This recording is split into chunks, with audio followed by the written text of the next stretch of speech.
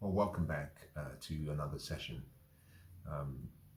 I should acknowledge that I have been away for a week, and therefore I haven't been available to communicate and share and teach and learn.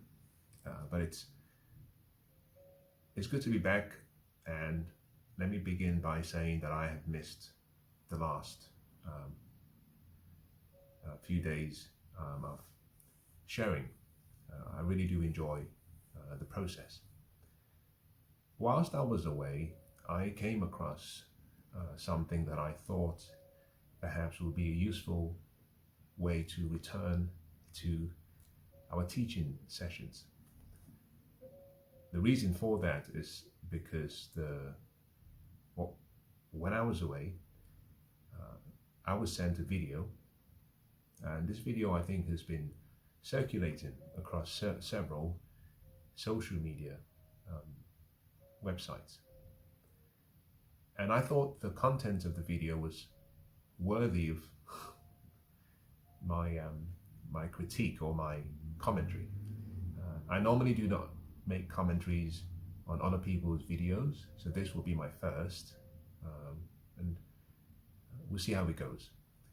I was intrigued by the content of the video for two reasons. First of all, let me start by saying it's a video of a young man and a young woman having a verbal altercation on the grounds of a disagreement on what the woman felt was the man's responsibility, and something that she felt he had done wrong. In this case, a man was bringing food to his son. The woman in question, the mother, has 3 other kids with multiple other men. And so during this visit, he comes with a takeaway package from McDonald's or from some fast food enterprise. And she's certainly upset by the fact that he has only brought food for one child, and the other 3 children have not been catered for. That is just to give you a background, and I think maybe I might not do it as much justice as it deserves. So what I would like to do is play the original video, so you can see. I don't have any intention of playing the entire clip, but I'll include a snippet, certainly fair use. I should start by saying that. And then what I'd like to draw your attention to is what I think has been a misunderstanding, in my opinion, in relation to most people's reactions to the encounter. I am going to talk about 3 things in today's session, especially speaking to this critique. I'm going to speak to the child, the woman, and finally the man. My main focus is the man. I will very, very, very briefly talk about the first 2, just to set the scene, but also to make it clear of what my intentions are. But my focus is the man. Now let me start by saying a few things. I have done so many wrong things in my life, and I start by saying that because there are things I've done twice, many things I've done multiple times, and these were not necessarily great things or good things. So I've done a few things once, many things twice, and even many more things multiple times. I've done it all. And therefore, I do not come from a position of moral or ethical authority. I'm not trying to preach. I generally tend to share based on my experiences and what my experiences have taught me as to how I should approach decisions moving forward. And so in the sessions that I started many weeks ago, called Confessions, Catechisms, and Conversations, the purpose of that was to make it look like a classroom where I would share ideas that were meant to be of help, of good value to young men. And so whilst I critique today's session, I'd like you to keep two things in mind. The first is that this is not about me. And secondly, this is not about the young man in the video. Both of us are simply avatars. We use ourselves as avatars to speak in general terms, with the idea and the hope that we appeal or we reach out to someone who might replicate or repeat the mistakes that we have made. If we can reach that person before they make the mistake, and if we're successful in influencing them or convincing them to change course, then that's a success. But the idea is not to dwell on myself or to dwell on the person in the video, but simply to use it as a canvas to paint a picture of things to do or things not to do. I have always believed that there are two ways of learning. You can learn from your mistakes. Generally, we call that PE, personal experiences. Or you can learn from other people's experiences, OPE, and I categorize those generally into what I call mentors. Mentors, inspirations, teachers, people who guide you. The first way of learning is the slowest way of learning. It requires time. It requires costs, which sometimes are monetary, sometimes non-monetary. But the overall cost of learning through your experiences, although more potent in you being more adept with such issues, although generally speaking, it has a longer impact in your memory, it's the slowest way and the most expensive way of learning. Generally speaking, it's better to learn from other people's experience as you lead your life and learn from your experiences. I do not need to tell you twice that if you fall from a 20-story building, that it will not feel particularly pleasant. Most people would say that people have survived. And yes, there are exceptions. Some people survive such fatal experiences, but it's not something you would recommend to everyone. Now, with that said, keep in mind that, again, the purpose of this is to reach out, not to the man in question, because I think he is an adult, but to reach out to boys who could be making the same mistakes. Now, let's look at the video, and then once we've finished looking at the video, then I can commence. Look, y'all, every fucking day my baby daddy come here with one fucking meal for my child. But I have 3 other kids. We have 1 kid together, but he only want to come and bring one thing at McDonald's. But what about my other kids? How come you can't feed my other kids at McDonald's though? Like, that's bogus as hell. Like, you're not finna sit here and make my other kids feel left out, and you're only bringing one child something to eat. Look, there he go, and I bet you he only got one thing in there. I bet you he don't even. I'm finna expose out of him so people can see how he really is. It ain't more than enough food in that bag for everybody. What's up? Because I'm finna expose you. What? Because that don't look enough for all my kids. That don't look enough for all my kids. What is that? That's just one burger? One burger, one fry? What he like? What do you mean? Okay, what about my other kids? What about your other kids? Okay, but them your kids' siblings though. What are you talking about? What are you mad Them about? my kids, them your kids' siblings though. So what you want? So my other kids finna be left out. You didn't feed them? You know I don't get my food stamps to the 7th. Lisa, how is that my problem? But if you're trying to help out though, you're not helping out. I'm not trying to help. I'm trying to help my son. But how are you helping your son when you're only getting food for just him and not the other kids, his siblings? Lisa, you had Them are his siblings Lisa, though. you had He not finna eat in front of all his other siblings and they're not eating on McDonald's. No, why do I gotta put? Bring him out to the car. I'll let him eat. No. He's not finna eat that shit at all if you can't bring enough for everybody. Lisa, so you're telling me that I gotta So when I bring my son food, I gotta bring your kids food too now? Yes. You sound f***ing dumb. How is that dumb? You That's sound right. dumb. You sound Where dumb. are they daddies at? Nobody told you to talk to them other. You had them other kids. Them your responsibility. They're not my responsibility. Okay, but if you're gonna bring one, you need to bring it for all.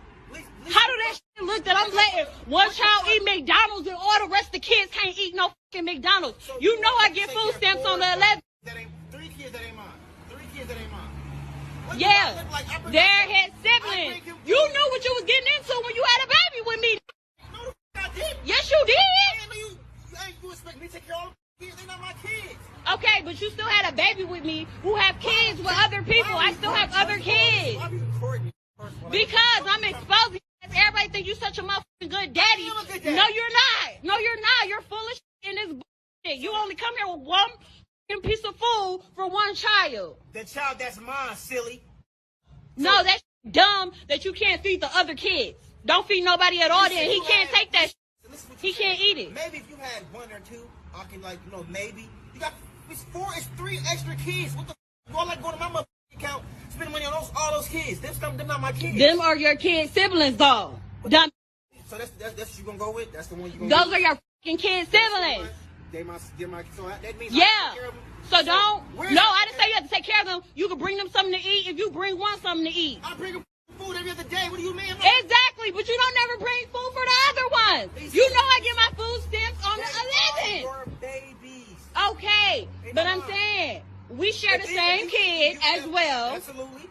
So if you want to, if you feel the way about eating, take him in the room and let him. I'm not taking my kid Or in the send him down room. to the car. He ain't even got to eat in front of his brothers and sisters. He can come right out to the car and eat with me. No, That's fine? no. You know what? Fine. Give it here. Thank you. Give it Grow here. up, bro. Give it you here. know, kids, Give it here. You sound stupid. Dumb. He ain't eating this. You. Why would you just do that? Because you ain't bringing up for all the other kids. You stupid. Selfish as a like you're dumb as hell. You're dumb as hell. He not finna eat that shit. Dumb. Take care of him anyway. Dumb. He not finna do that. If you can't do it for all, don't do it for none of them. Bye, stupid. Thought I was finna take that shit. Now, the first time I saw the video, I sent it to another friend, and I sent it to a few other people. My intentions was to see their reaction. I have noticed most people, when they react to the video and the interaction, they come at it from a very different perspective to what I intend to focus on today. Most people have made the mistake, the fatal mistake in my opinion, and perhaps let me stop and say this. This would be, if it's too direct, I hope you understand and you accept this for what it is. Take the relevant part and ignore the parts that perhaps are not to your liking. But I will speak very directly. This particularly is for men, to men, by a man. Most people who have seen the video have reacted, in my opinion, in an inappropriate way. They focus on the fact that the woman is asking for too much, and there is something wrong with the woman, and it's unfair to put that burden on the man. I take a different perspective completely. I hold the man 100% responsible for what occurred. But let me begin as I started earlier by saying I would focus on 3 things: the child, the mother, and the man. To begin with the child, or the children in question, make no mistake, we're all asked to cater and to look after the orphans and the widows. Every child deserves love, care, education, attention, support, to the extent that we can provide such without overburdening ourselves. The child in question deserved the love from his father, deserves the love from his mother. The other children, similarly, deserve the love of a father, and I believe are getting the love from their mother. So the children in this scenario are the ones who become the victims.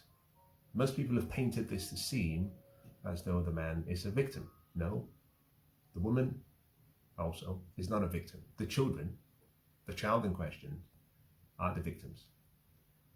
Assuming this was at the woman's home, there is no doubt that the kids or the children overheard their parents arguing and fighting verbally.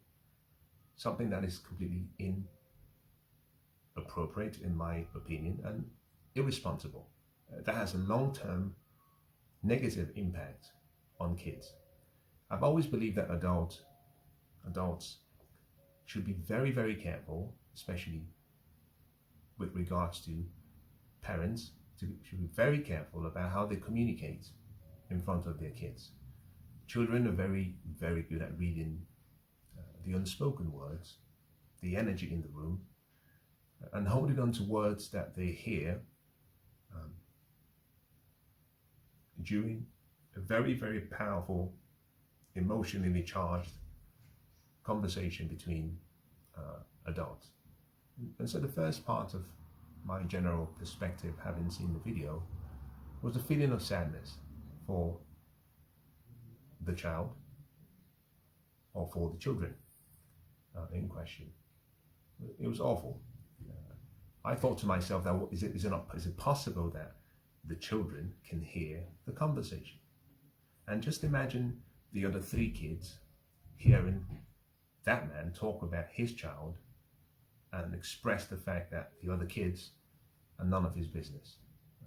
Now, if for some reason the fathers of the other children are absent fathers, it starts to create a resentment amongst the children, because generally speaking, the child who has and who shares a father and a mother, and for which both are still in communication or in a relationship, generally tends to feel like the special of all the kids. So for example, if a woman has 2 kids, the first child from the first marriage, for example, and let's say the second from the second marriage. The first marriage did not work and it wasn't successful, and she remarried. The child who was born to both current parents generally has a feeling of being superior because he has the roots to both parents, whereas the first child generally feels more inferior because they only have one root, they don't have both. The issue with that generally is that if you're not careful, there could be issues of resentment, bullying, hostility that is nurtured for years and years and years, which is partly why a man who has multiple wives and has multiple children, you always have issues with siblings, especially from different mothers. Now, that's the first thing that I wanted to say, which is that the real victims have been the children. The idea that they could have heard that conversation is heartbreaking, completely heartbreaking. The idea that they may have seen the altercation is also heartbreaking. I can only wish them well. I do know that what I saw from the encounter of the 2 parents and the energy, I do know that they will struggle, except something happens along the way to, I guess, dilute all that negative energy and the absence of love being modeled to them by 2 loving parents. But let's put them aside. Let me talk about the woman. I do not hold you responsible. You are who you are. I wish you well. I wish you the best of luck. I wish you happiness. I wish you peace. But this is a conversation for the man.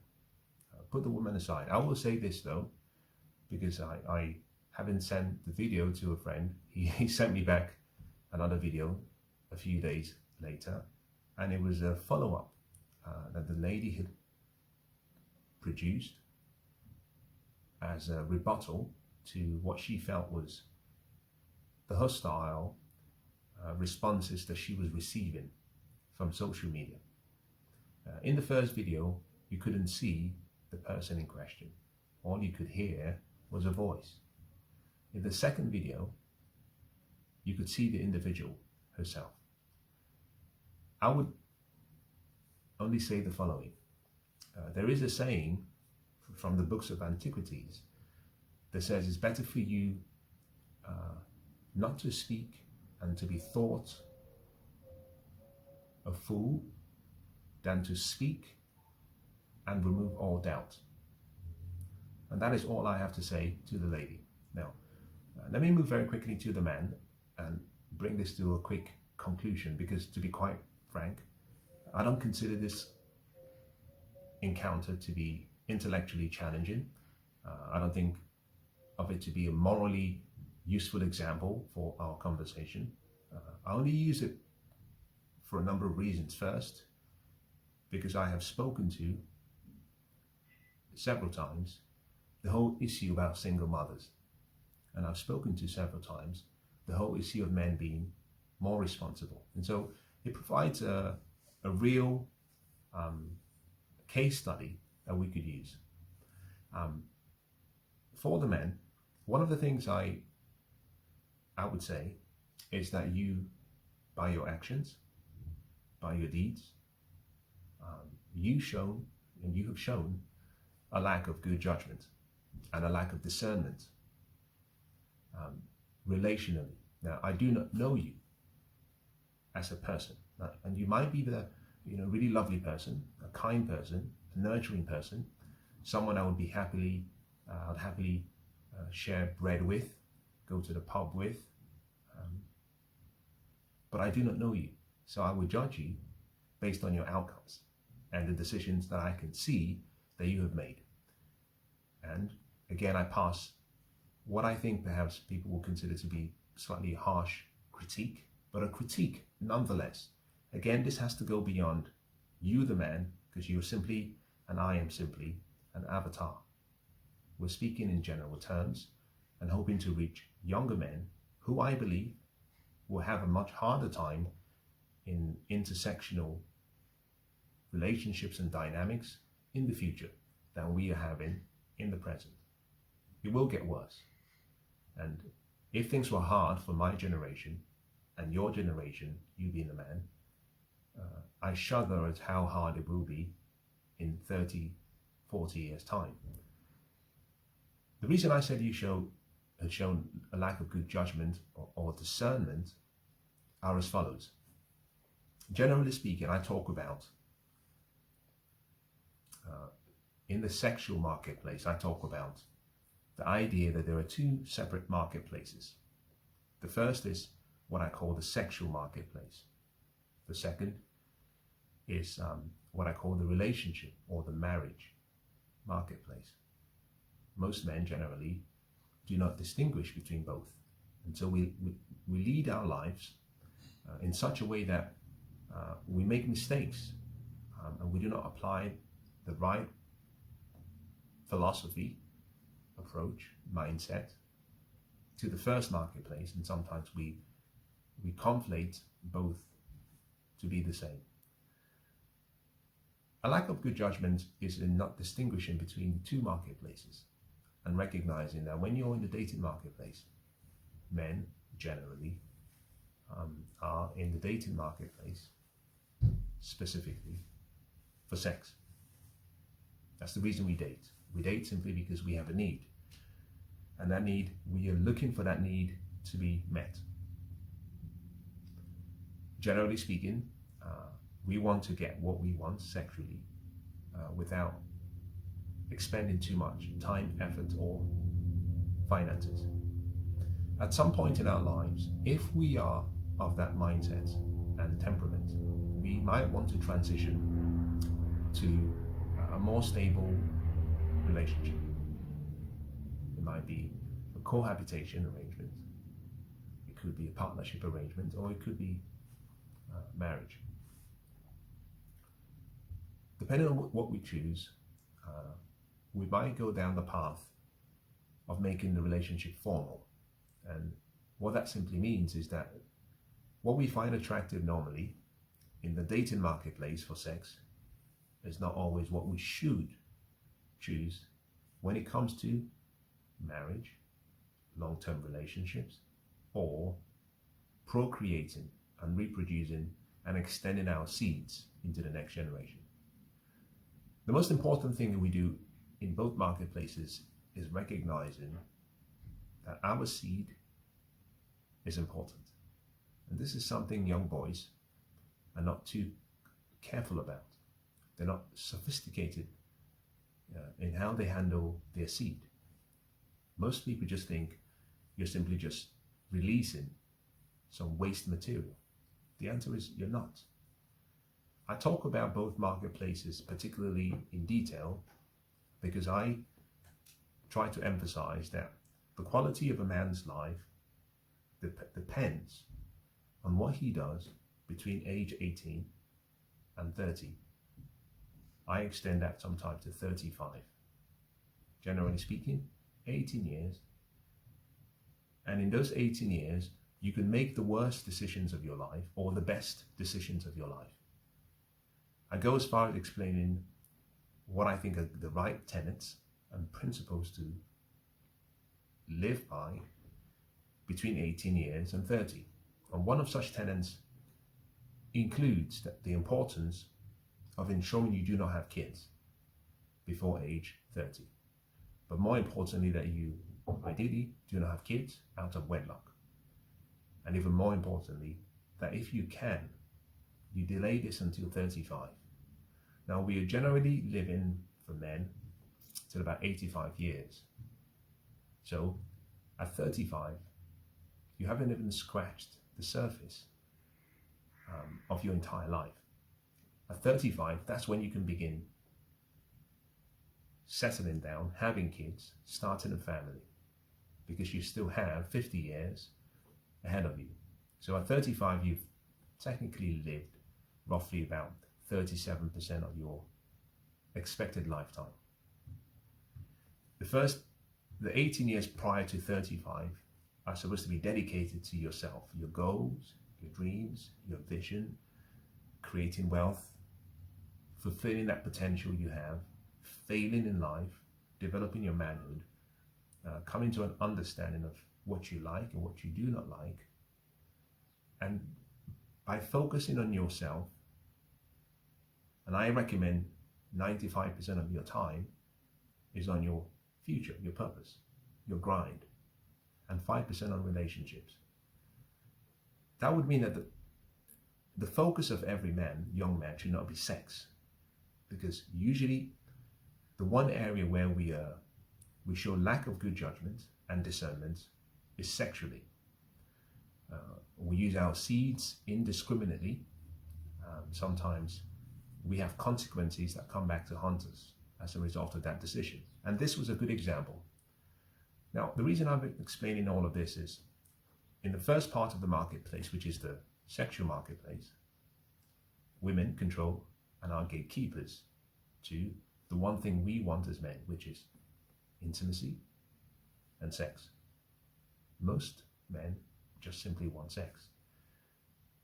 And therefore, the woman is the gatekeeper to her body, and therefore the gatekeeper to who she gives her womb to. She chooses who she reproduces for, and who she gives her body to, and who she gives her intimacy and affection to. We, on the other hand, we control the second marketplace. We get to decide who we choose to bring our seed into this world. We choose who we believe we want to spend the rest of our lives with. But more importantly, we do that in a sequence. And the woman we choose in the second marketplace has to be very different to the woman we would choose in the first marketplace. Very important. A mistake most men do not make. In this example, what you find, and this is where I talk about the man lacking good judgment and discernment. When I saw the second video, the woman talked about the fact that The man in question knew that she was a single mother and she had other kids before they started having sexual relations. Now that is a red flag to start with, and partly why I do not hold the woman responsible. She is who she is. As a matter of fact, I think it's rather rich of men to be attacking this woman and calling her names. Anyone who is doing so, you ought to be ashamed of yourself. The reason is just she's been congruent and consistent with herself. She had the first child. She had the second child. She had the third child. She was congruent and consistent in her delivery and in her interactions. To ask or to suggest that she should have been more respectful and that she was wrong to demand that the man who was the father to the fourth child to perform the fatherly duties for all the children, the idea that that was a wrong suggestion, in my opinion, is wrong. I'm not going to go into the reasons, but it's really simple. And I'm going to talk about single mothers very briefly, so you can understand that I come down on single mothers generally pretty harshly. And there's a reason for that. The same way I'm coming hard on the man in question. But there is no doubt that he showed a lack of good judgment, a lack of discernment, a failure to understand that he should have controlled his sexual desires. From the Book of Antiquities, there's something that they talk about that every man has to go through. It comes in different forms. For some people, the temptation comes, it could be a thirst for power. It could be, or when I say thirst, I'm referring to the appetite for power. For some others, number two would be the appetite or the thirst for wealth. And number three is the appetite and the thirst for your loins, meaning sexual desires. We know from a lot of research that the same energy that is used to create great inventions, that begins the genesis of creativity, is the same energy for sexual desires. And therefore, the energy can be converted from one to another. So for most men who are very creative, if you take that energy away from creativity, you can channel that same energy towards sex. The same energy can be channeled towards the pursuit of wealth, which is why there is a saying that the love of money is the root of all evil. The idea is that there is nothing wrong with money, but is that thirst, is that craving, it's almost like a lustful craving for something in such a way that the craving, in many ways, rather than look at the whole experience as a holistic experience, you objectify a particular section of the experience. Money is not the root of all evil. As a matter of fact, anyone who says that doesn't understand and has no intentions of helping people in his or her life, because money creates experiences. Those experiences create happiness for people. With money, you can alleviate pain and suffering. The alleviation of pain and suffering creates joy, which some people call happiness.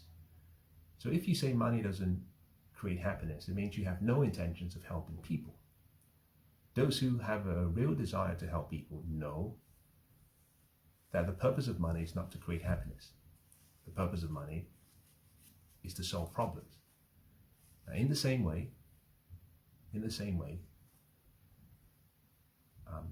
men have to remember, generally speaking, that the thirst we have and the appetite we have for sex is so powerful that the experience of sex is not a problem. It's being possessed by that energy, that spirit, that you're driven to make decisions that are completely against you simply because you want a 2-minute experience, sometimes 30 seconds. Now, the reason I say this is because most men are disciplined in most areas of their lives. But when it comes to sex, we lose that discipline completely. We lose our discernment, we lose our good judgment. Now let me start with the man. And the reason I say, he's certainly responsible. The first is, when he met the woman, she had 3 kids. If that wasn't a good enough sign that he should have been running for the hills, then there is no need to continue this conversation further. Number 2, she was a single mother. This was not a case of the widowed or the divorced woman. She's a single mother. Now, I talk about in my sessions 2 categories of single mothers. I make a very clear distinction. The first being those who are widowed and those who have been divorced and have been in a married, committed relationship. The first, who are the people who have been widowed, we are to look after those women. That is the charge that we have, and that is the charge we should take up respectfully. The second is simply, you could say, the consequence of poor decisions.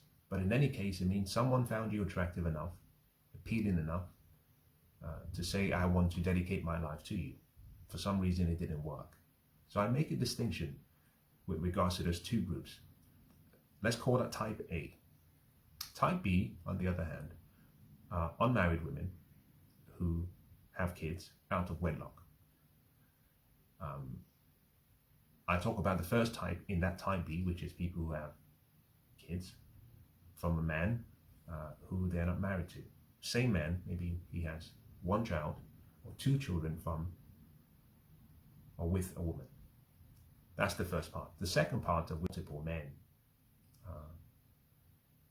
Now, it goes without saying that those who have kids from multiple men who are unmarried are usually the least desirable in that category.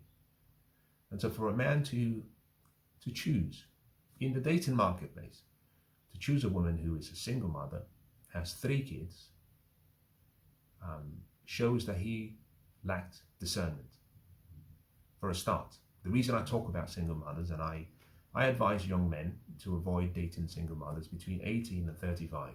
Now, from 35 and above, assuming you follow the tenets that I have shared in other videos, you would have got to a point in your life where you've achieved a level of mastery in your line of profession, and therefore you're able to provide for a family. You would also have reached a point in your life where you're financially mature and stable, emotionally mature and stable, spiritually mature and stable, and mentally mature and stable. You would have also have got to a point where you've tried different things and you failed, and therefore being a father would not be the first failure or failed experience you may encounter. So from 35 and above, you get to choose what you want as a spouse or a mate. I often say, stay away from single mothers for a number of reasons. Firstly, it shows bad judgment on her part, generally speaking, if she doesn't fall within the first category. Secondly, a single mother who you're having sexual interactions with is a high risk, because if she has another child, she will keep that child, because most single mothers, despite what they say, are looking for fathers for their children. And whilst they are certainly amongst all the women in the dating marketplace, they're the easiest because they have other commitments, and they're sexually active, and therefore they don't need much time, and therefore you have the opportunity to do anything you want outside of the time you spend together. Although they might be easy to bed, the risk outweighs the experience or the benefits. A man sees this as the most important, in my opinion, is his most important first asset. Yes, you have your human capital, but we have the ability to reproduce in this world from 13 and 14, even before we start developing our human capital. So your first capital is your seed.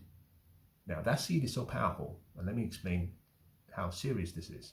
The average person in the UK, I think, earns about £35,000 on average. And this might be England alone, or might be London alone. So if I've got that wrong, apologies for that. But let's say you're making 35,000 or 36,000 every year, annually. Yeah, not a month, annually. That would be equivalent to making £3,000 every single month. In the UK, we calculate what you have to pay in child support based on your gross salary. Your gross salary will be deducted by a certain amount, which is a formula, usually 10% of your gross annual income. That would mean every year, 3,600 of what you earn is used as automatically deducted for your child support responsibilities. Now that seems like a very small amount of money, except for the fact that that amounts to roughly £300 per month. Now for those of you who are interested, I would like you to do an exercise at the end of this session. I would like you to pull up on the internet a compound calculator and assume a 10% growth rate, which is what you would normally make when you invest for the long term in a low-cost index fund. Generally speaking, you pay child support until 18. So you have 18 years or 216 monthly payments.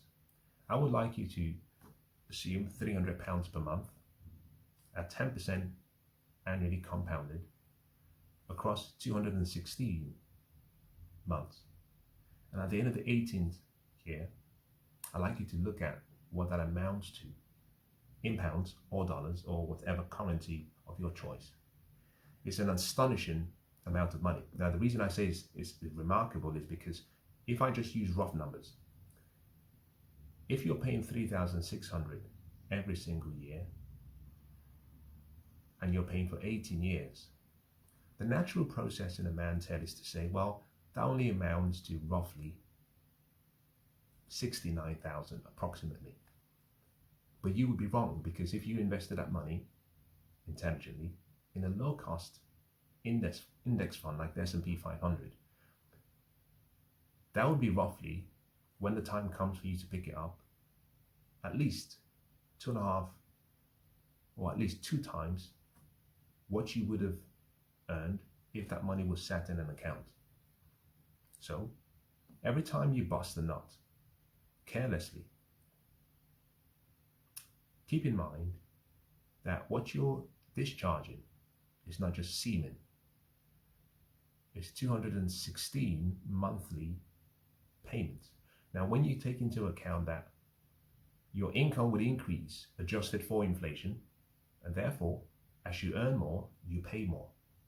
So, over an 18-year period, and let's be honest, although at the end of 18 years, that stops, you're still responsible for the child, sometimes up to 25, most times even up to 30.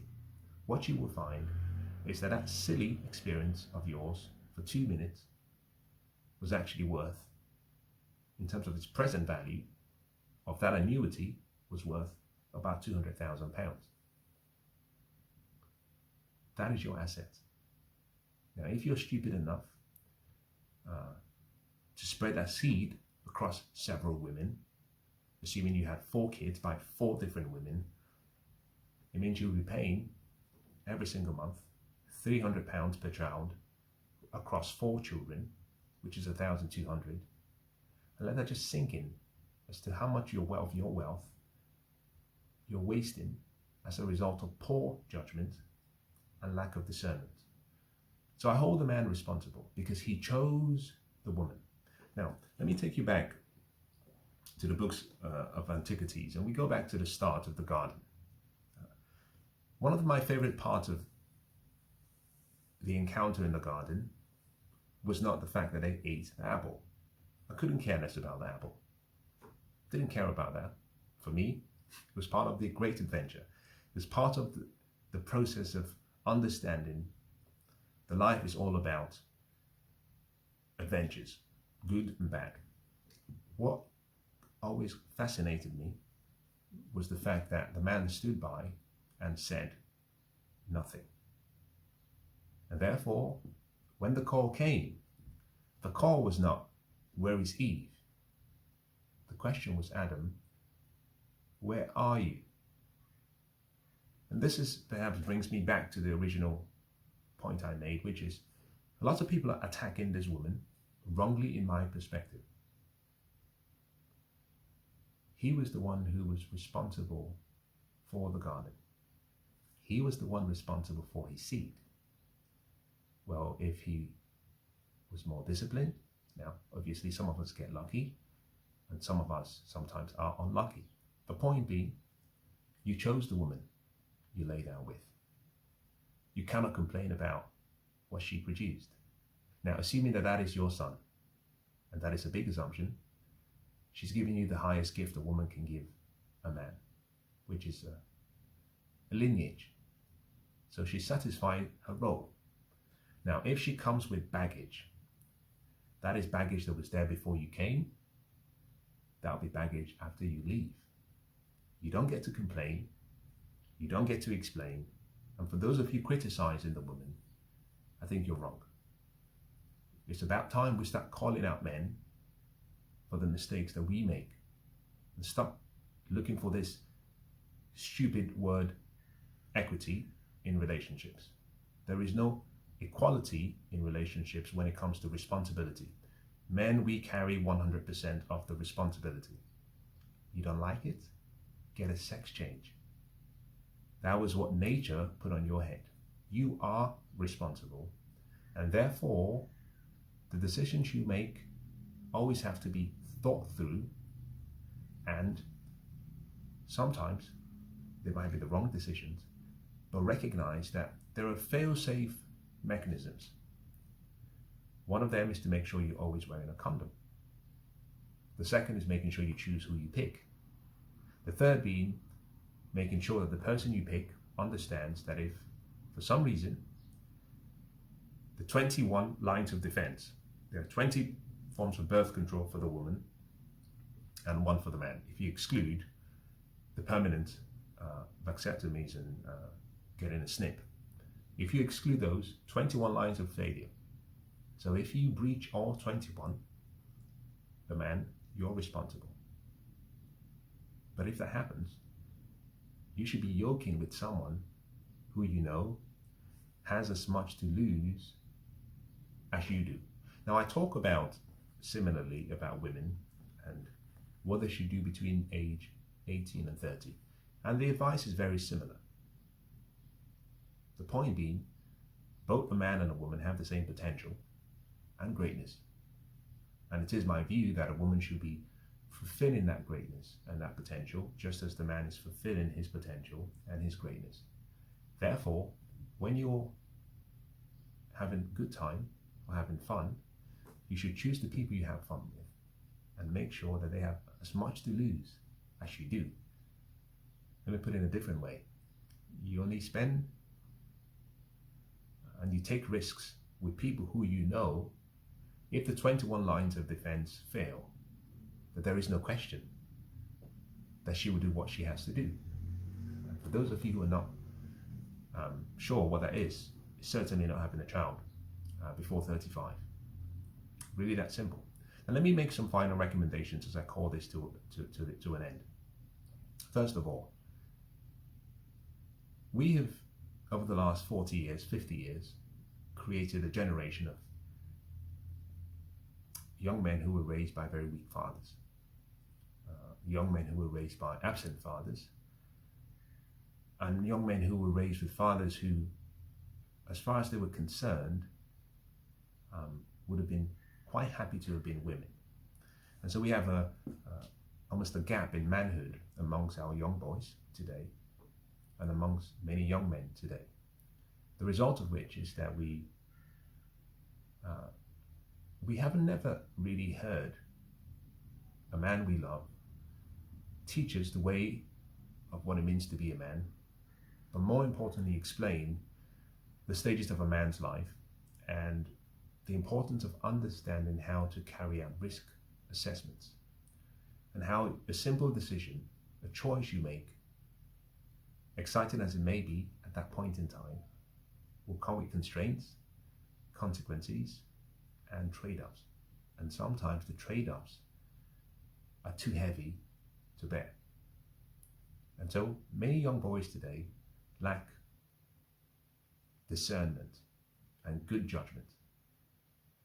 Secondly, we do not have people around us to hold us to task and hold us responsible for our decisions.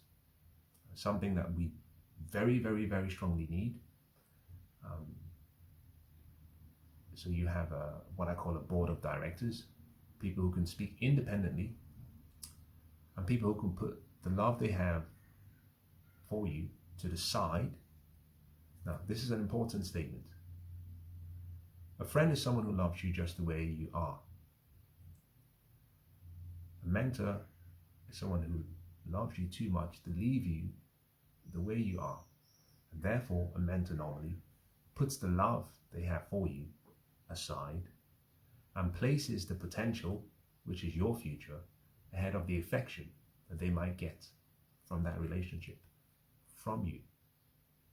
So, good mentors will tell you what you do not want to hear, even if they lose the relationship that they have with you. The intention being that they believe that your future and the potential you have is not worth you should be sacrificing in the present. That you sacrifice everything that you can for that future. So that's the second point. The third is that most men today, we have a crisis of manhood. And certainly most men are going through a crisis. I sympathize with those people who find themselves in those categories, but it's important to get around what I would call a chain of authority, whether that be in school, in your local community, go to a sports club, find a coach, but someone who can start bringing back into your life the whole idea of delayed gratification, so that you know when to walk and you know when to stay. Now, with all of that said,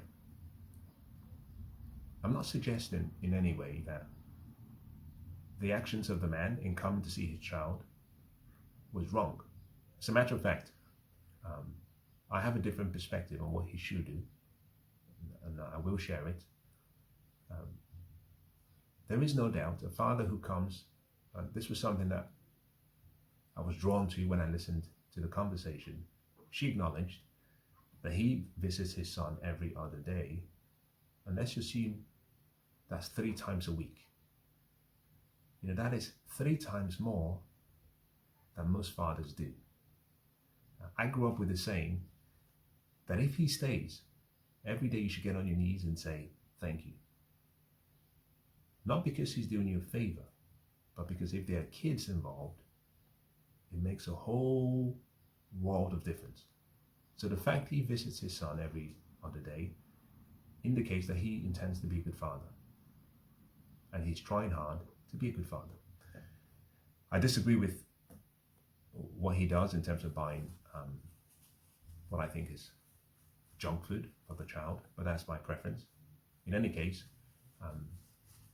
what I observed was if he had waited until 35, and let's say he had spent the 18 years prior working on himself, he would have created a level of wealth, stability, that would have ensured that the child's future was secure. The idea that and here is perhaps a statement I would make, which is maybe not a very fair statement. I'm thinking whether this is perhaps the right thing to say, but generally speaking, most men compensate with time because they're unable to provide what the child really needs. A child at the start of a certain age needs a father's time, yes. But a father who leaves work to come down and spend an hour with his son, I think is a waste of waste of the best use of the father's time.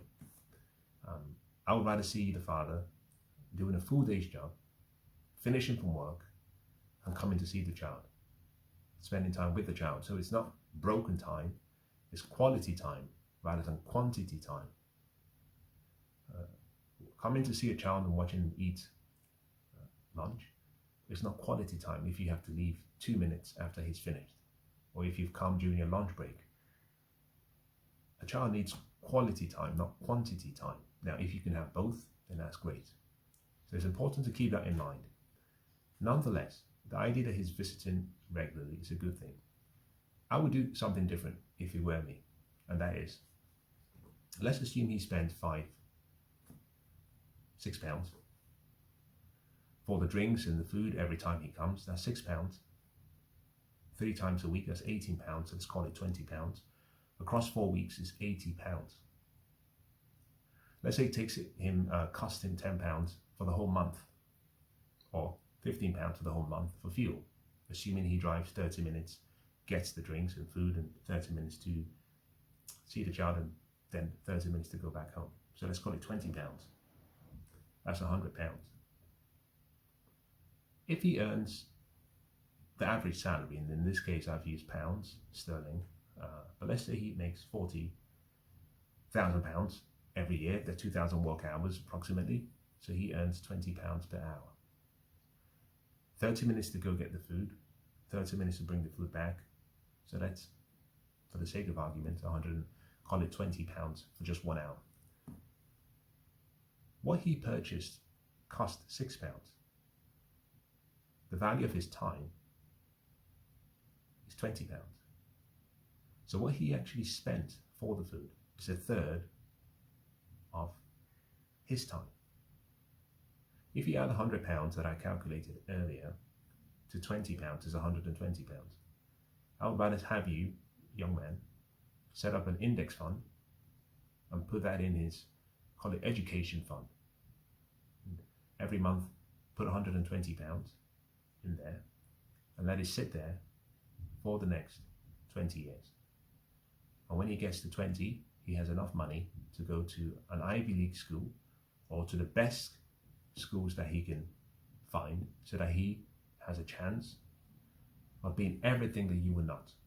Now, I don't say this in a disrespectful way, but that is the whole sacrifice we make as men.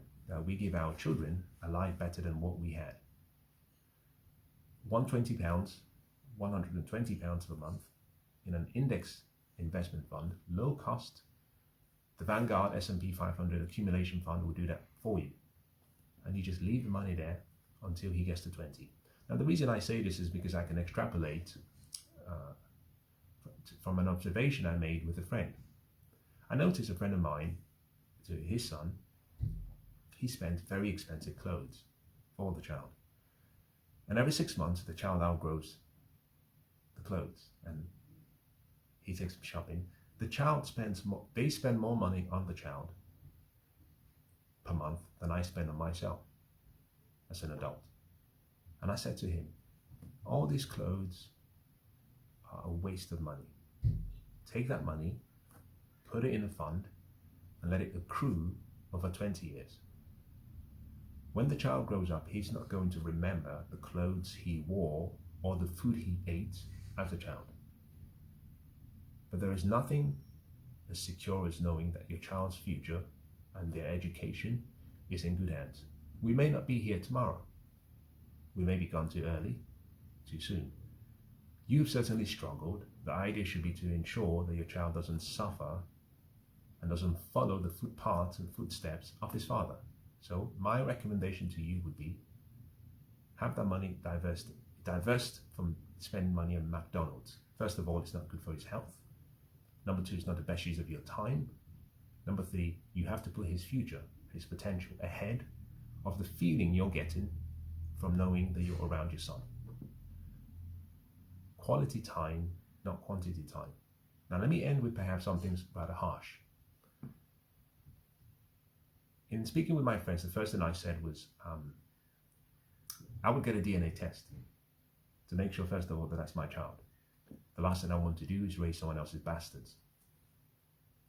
Forgive me for saying that, but it's a 13th century word, meaning women who had children out of wedlock. It is what it is, so let's call it for what it is. I'll get a DNA test done, make sure it's mine. Secondly, if it is mine, I would sit the child down and explain to him that I will be coming up with a very different way of seeing him. Now, when I listened to the conversation between the man and the woman, the first thing that came to mind was three things. Every man wants 3 S's: serenity, servanthood, and sex. You're not getting sex from the woman. You're certainly not getting serenity from the woman. And you're certainly not getting servanthood from the woman. Her behavior could have created a mental vacuum in his head that when he got into his car, that rage could have caused him to have an accident.